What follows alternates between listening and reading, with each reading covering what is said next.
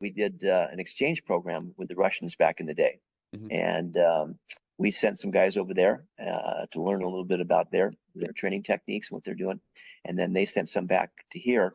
It wasn't so much they watched us, but they wanted me to oversee the travel for the Russians. So here we are. We fly from Lake Placid to Breckenridge. All right.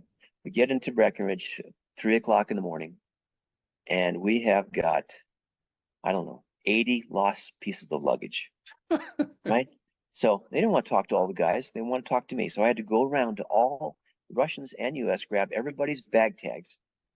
So I show up at the front desk, and there's bag tags spread everywhere, pal.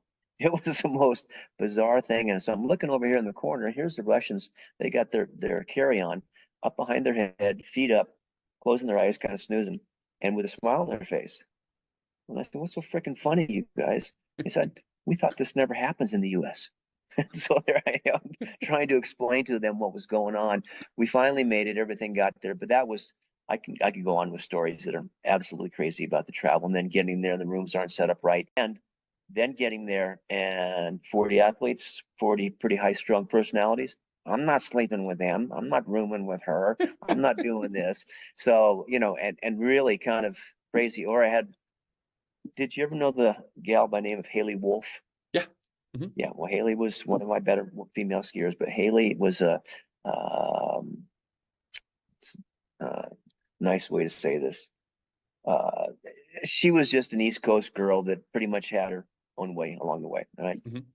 And I'm telling you, Bobby, there was not once, twice, or three times, but several times we'd get off the plane, we'd be getting organized, getting everybody in the bus, and Haley would be missing. And at first, I was panicking. I lost one of my athletes. And everybody says, "Come on, Park, we got to go. We got to get to the hotel." Boom, boom, boom. So I go. I said, "We go," and hopefully no cell phones, so we'll figure out how we're going to get her. Sure enough, the bus pulls in. I'm going through the rooming list, trying to deal with who doesn't like this person, who don't want to sleep with this person, and taxi cab shows up, and the trunk is jarred open, and it is filled with shopping bags. Where she takes time to find out where the clothes. We go to Milan. It was a nightmare because she'd go downtown Milan and just shop her brains out, and then show up an hour or 2 or 3 hours late, man. So those are a lot of the issues that I dealt with. That was the biggest part of my mother and father role, as well as a sports psychologist. But yeah, that part I will never miss. That will never miss that, because that was a shit show, my friend. Yeah, So I mean, every year it always is going to the same. I mean, this tour is pretty similar. The last few years yeah, it's the same stops, and like, the luggage is not showing up. And for like 5 or 6 athletes, you're like yeah. stressed trying to figure out, all right, we got to make sure, like, how are we going to get the luggage on time? How are they going to get enough time to like get their proper sleep or whatever else? There's just so many different things. Yeah. Like 40 athletes, like totally blows my mind of like, and then you add in the I don't really like him, I don't really like her, like I don't want to. Oh my Yeah, God.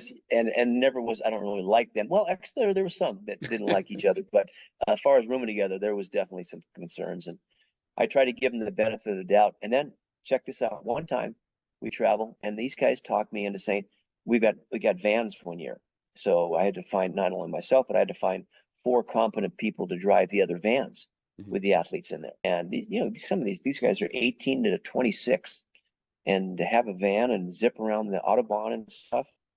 Oh man, we wrecked vans. We tore the doors off of some vans. It was crazy.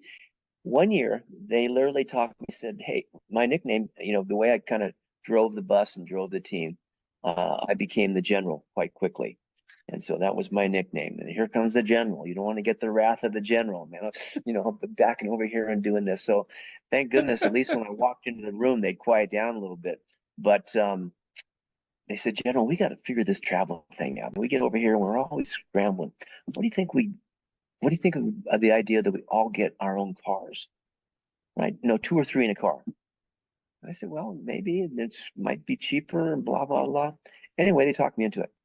And we had Audis, we had BMWs, we had, I can't even, Mercedes.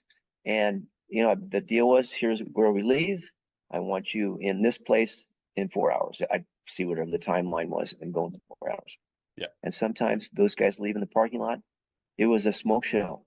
We got videos of these guys, the smoke just going boom and gone. Yeah, Oh, how shit. I think that I got by with that, but they found out it with the board of directors back at home, and that only lasted 1 year. But it was quite entertaining, pal. It was a road rally in the Autobahn sometimes. So we got away with a lot of stuff, and we were lucky that nobody got killed and nobody got seriously hurt. But yeah, it was something else. Hey everybody, I hope you enjoyed that clip. You can click right here to see the entire episode. Please make sure to like, share, and subscribe. Thanks.